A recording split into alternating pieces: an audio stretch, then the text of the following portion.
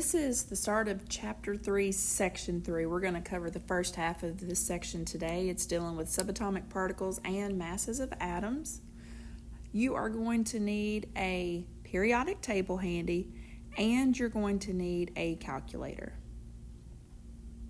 So starting off with our subatomic particles, we start with the atom. So we've got Dalton's view on things. Everything is the smallest you can go is an atom. In the last section, we talked about the discovery of the nucleus and of the electrons, and now we're going to break all of that down for you. So contained within the atom itself, we have the nucleus. You should have the definition for the nucleus. It is that small, dense center to the atom that is positively charged. Within the nucleus, you have your protons and you have your neutrons. So protons have a positive charge. Neutrons are considered to be neutral or no charge. Outside of the nucleus, and again, the nucleus has most of the mass but very little volume. The electron or electron cloud is just the opposite. So the electrons are surrounding the nucleus. It is a much larger area in which they occupy, but they are quite tiny in their mass. And electrons have a negative charge. So he's introducing you to a couple more terms here. Again, most of the atom's mass is going to be in the nucleus. The atomic number is equal to the number of protons. Atomic number is equal to the number of protons. In this section, we are only going to talk about neutral atoms. So that means your protons will also equal your electrons for a neutral atom. Please look at your periodic table so you can get used to finding some of these numbers. If I am looking at carbon on my periodic table, its atomic number is that whole number just above the symbol. So carbon has 6 protons, and a neutral atom of carbon will have 6 electrons. Looking at another element, if you go find potassium, that symbol is K. Potassium's atomic number is 19, which also means it has 19 protons and 19 electrons for a neutral atom. And breaking protons down and neutrons down, we have another subatomic particle. Most of you probably have never heard of quarks, but we have our quarks, and we're going to go talk about those just a little bit too. So here's our quarks. We have 6 quarks, or 6 types of quarks. Every proton is made up of 3 quarks. Every neutron is made up of 3 quarks. But we are not going to go so far in depth as to what the arrangement of those 6 quarks have to be for your protons and or your neutrons, because it can change. But those 6 names that you see outlined in white, up, down, charmed, strange, top, bottom, those are the names of the 6 quarks. You do not need to memorize that part. I am more interested in you knowing that quarks are another subdivision of your protons and neutrons, and that 3 quarks are needed for each. So here we are moving on. We're still in Chapter 3, Section 3. We're going to concentrate on the masses of atoms now. The mass number is equal to protons plus neutrons. Protons plus neutrons. This is always a whole number, and it is not on your periodic table. So if I go back to what we had just talked about previously, getting our important information in there, your atomic number is equal to protons.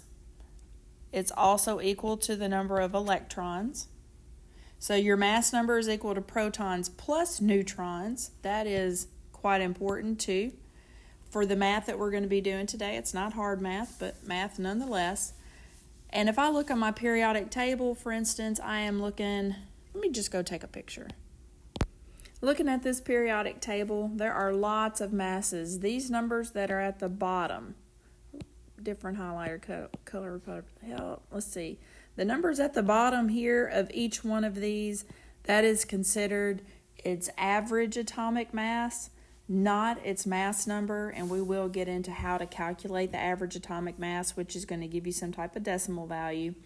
But right now, a mass number is concentrating on one isotope of an element, and what that whole number mass is for your protons and your neutrons are.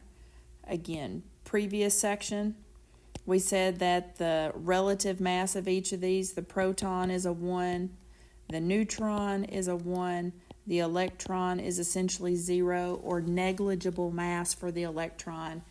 That's why we're working with whole numbers here. For your isotopes, these are going to be atoms of the same element with different mass numbers. Atoms of the same element with different mass numbers. And we have two types of notation we're going to look at for the different isotopes. The first one is called a nuclear symbol.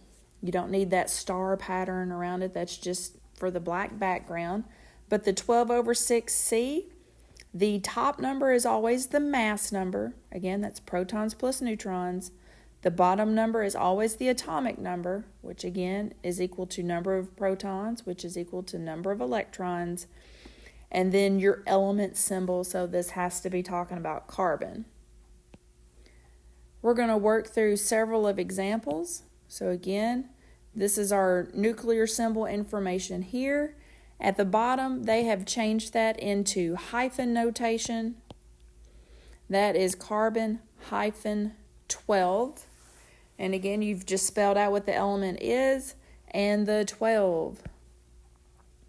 This 12 and this 12 are the same value, so that is the mass number. So your element hyphen whatever the whole number mass number is that you have calculated.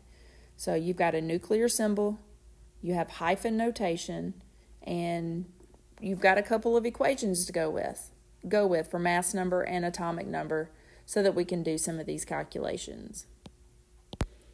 This is looking at two of the isotopes of carbon. It's not the only two. Carbon-12 is our typical carbon.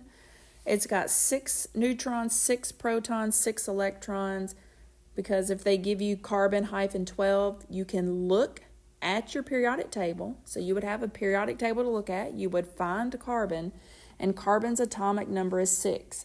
That's how you know it's got 6 protons, 6 electrons, and then doing just a little bit of math, since your mass number equals protons plus neutrons, if your mass is 12, and again, that mass was given right up here, your number of protons from the periodic table is 6. That is your atomic number. You calculate the number of neutrons. So 12 minus 6 equals 6. That's how many neutrons you have. The other isotope of carbon you see here is carbon-14. It's the one used for radioactive carbon dating. And notice your numbers are a little different, but we also have a different mass number. It is 14. So carbon is still carbon because the atomic number is unique to carbon. So carbon has to have 6 protons to be considered carbon. Again, you find that on the periodic table. But if I go plug in my numbers again, this time it's 14 minus 6 to give you 8. It has 8 neutrons. With the number of neutrons changing, the properties of your element do change. And again, one's radioactive, one is not, but it is still fundamentally carbon. Most of the elements on the periodic table have one or more isotopes. Most of your elements will have one or more isotopes. So going through this example here, just writing down a couple things as a reminder or a refresher. We've got our mass number, which is equal to protons plus neutrons. We have our atomic number, which is equal to the number of protons and also equal to the number of electrons.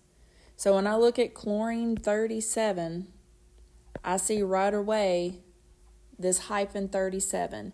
That has to be the mass number.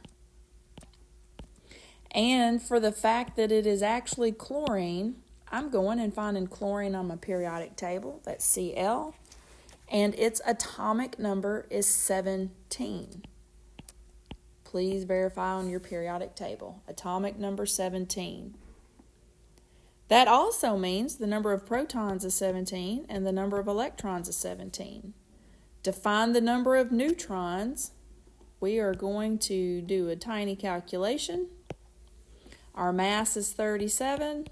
Our number of protons is 17. We calculate neutrons by subtracting 37 minus 17, and we get 20. So hyphen notation was given. Now if I asked you to convert this to a nuclear symbol, the nuclear symbol, the symbol for chlorine is Cl. The top number has to be the mass number, 37. The bottom number is the atomic number, 17. So there is your nuclear symbol. Moving on over to relative atomic mass. If you think of the word relative, that means related to, if in relation to. We're going to look at how different elements are related to each other to come up with these atomic masses that everybody agrees on. So the carbon-12 atom, there's its actual mass in grams, and we're not going to work with any calculations in this chapter with numbers like this, but it's just so that you're aware that is the mass of a carbon-12 atom. And we have a new mass unit. It's called atomic mass unit, or AMU. You're used to masses being in grams, kilograms. You've heard those units before. AMU is a little different. It is a mass unit, but we're going to use that mass unit, AMU, when we are talking about atoms or things on the atomic level. Very, very, very tiny. 1 AMU is equal to 1/12 the mass of a carbon-12 atom. So if you did just a little bit of math real quick, 1/12 of 12 is equal to 1. So that's how they get the 1 AMU, is 1/12 the mass of a carbon-12 atom. And our carbon-12 atom is the mass that is being used where masses of all other atoms are based off of its mass. They did try to use a couple other elements early on, but because of reactivities and other issues, carbon-12 was eventually settled upon. So carbon-12 is going to be the standard that all other masses are calculated off of for other elements.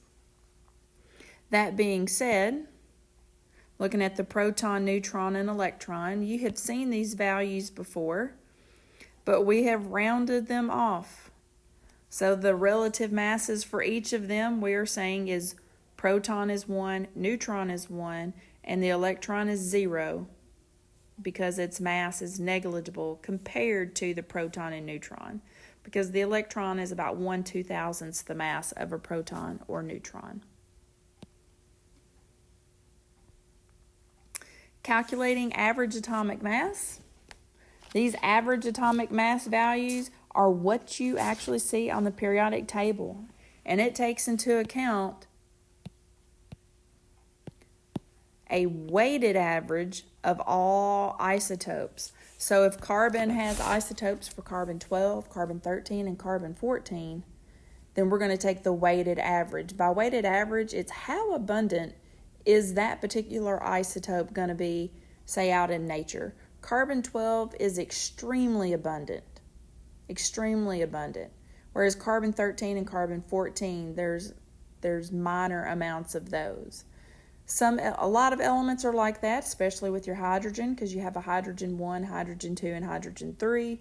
And other elements are going to be split a little more evenly. But this value is on your periodic table, and we are rounding to 2 decimal places. So your average atomic mass, here is our formula for it. Takes the mass of your first isotope times its percent abundance, plus the mass of the second isotope times its percent abundance. Let's say you had a third isotope. You would just keep going. You would take the mass of the third isotope times its percent abundance, and all of those percentages should add up to 100%. So you divide by 100. If there's 4 isotopes, great. Just continue to add on to your numerator. We're going to go work out a couple of different examples.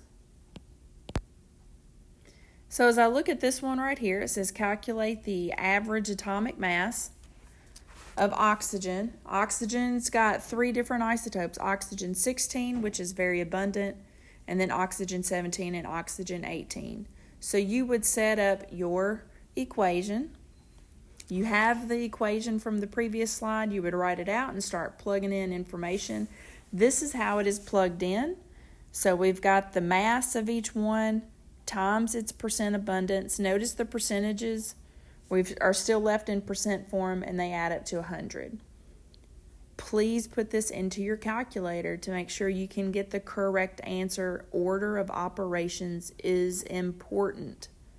Order of operations is important. So as a quick reminder, you will multiply these two, multiply these, add up those top 3 values, and then divide by 100. Your final answer is 16.00 AMU. Another variation of this, instead of it being out of percentages, they say, okay, you've got 10 atoms of chlorine, 8 of every 10 are chlorine 35, that's one isotope. 2 of every 10 are chlorine 37, that's the other isotope. So we have 2 isotopes we're working with. And again, you could change this to percentages, but they're putting it in a little different. They're doing the 8 and the 2. 8 plus 2 is 10. That's why you see 10 on the bottom. If you chose to work this out as percentages and did that as 80%, 20%, and then 100 on the bottom, mathematically you would still get the same answers. Again, plug this into your calculator. Make sure you can get the right answer. And your answer is 35.40 AMU.